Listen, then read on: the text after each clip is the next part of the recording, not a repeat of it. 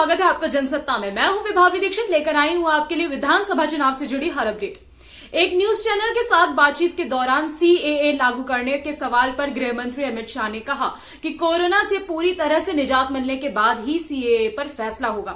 अमित शाह ने कहा कि हम सीएए को हर हाल में लागू करेंगे, इससे पीछे हटने का कोई सवाल ही नहीं उठता है। गृह मंत्री ने पंजाब के मुख्यमंत्री चन्नी के भैये वाले बयान पर कहा कि कांग्रेस की आदत है हर जगह गलत बात करना। मैं मानता हूं कि इस तरह का बयान स्वस्थ समाज के लिए सही नहीं है। इस आधार पर चुनावी राजनीति करना गलत है।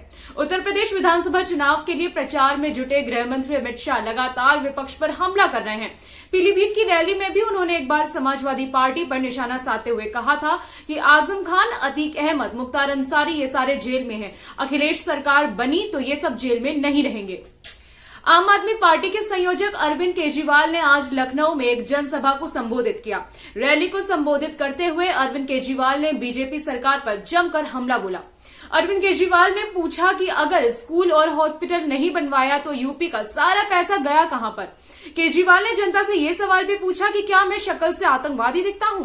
अरविंद केजरीवाल ने सभा को संबोधित करते हुए कहा कि पिछले 7 सालों में हमने दिल्ली के स्कूलों में 20,000 कमरे बनवाए हैं। दिल्ली की सरकारी स्कूलों में लिफ्ट लगी हुई है, बड़े बड़े हॉल हैं, लेबोरेटरी है, और ये सब हमने पिछले 7 सालों में किया है। पूरे देश की सरकारों को मिला लीजिए और केंद्र सरकार को मिला लीजिए, किसी सरकार ने 20,000 कमरे नहीं बनवाए हैं। 20,000 कमरों का मतलब होता है 400 स्कूल बनवाना। योगी जी ने कितने स्कूल बनवाए हैं। अरविंद केजरीवाल ने आगे कहा कि पिछले कुछ दिनों से राहुल गांधी, प्रियंका गांधी, अमित शाह और मोदी जी चारों लोग मिलकर कह रहे हैं कि अरविंद केजरीवाल आतंकवादी है। क्या मैं शक्ल से आतंकवादी दिखता हूं?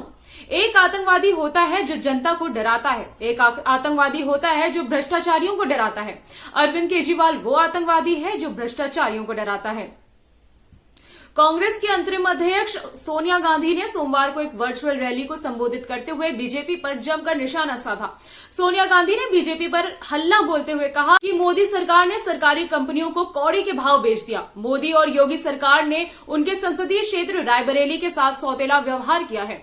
यूपी विधानसभा चुनाव को लेकर किए गए इस वर्चुअल रैली के दौरान सोनिया गांधी ने कहा कि ये चुनाव जनता के लिए काफी महत्वपूर्ण है, क्योंकि 5 साल तक लोगों ने ऐसी सरकार देखी जिसने आपस में मतभेद पैदा करने के अलावा कुछ भी नहीं किया। उन्होंने कहा कि किसान बहुत मेहनत से फसल उगाते हैं, लेकिन उन्हें ना दाम मिला और ना ही खाद मिली और ना ही सिंचाई की सुविधा मिली।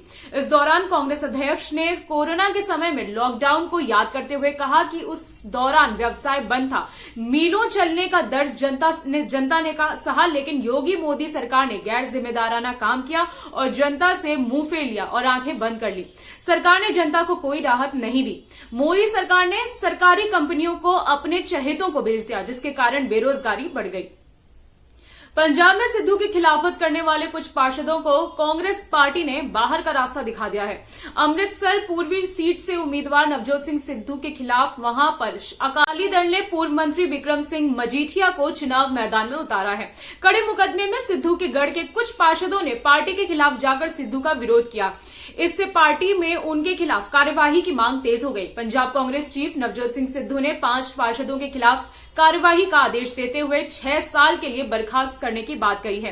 हालांकि ये लोग पहले ही पार्टी छोड़कर जा चुके हैं। इनके नाम है जतिंदर सोनिया, लाडो पहलवान, राजेंद्र सैनी, राजेश मदान और संदीप कुमार। राजेश मदान, राजेंद्र सैनी, जसविंदर सिंह लाडो पहलवान और जिला कांग्रेस कमेटी की पूर्व प्रधान व पार्षद जतिंदर सोनिया सिद्धू के खास माने जाते थे, लेकिन ये लोग कांग्रेस पार्टी छोड़कर अकाली दल में शामिल हो गए हैं।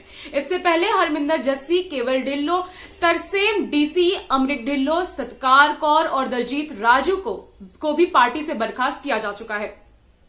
हिजाब को लेकर जारी विवाद में अभी कोई अंतिम फैसला होते दिख नहीं रहा है। दोनों पक्ष अपनी अपनी बात पर अड़े हुए हैं। इसी बीच एआईएमआईएम के नेता असदुद्दीन ओवैसी ने कहा कि वो हिजाब पर किसी तरह की रोक लगाए जाने की खिलाफत करेंगे।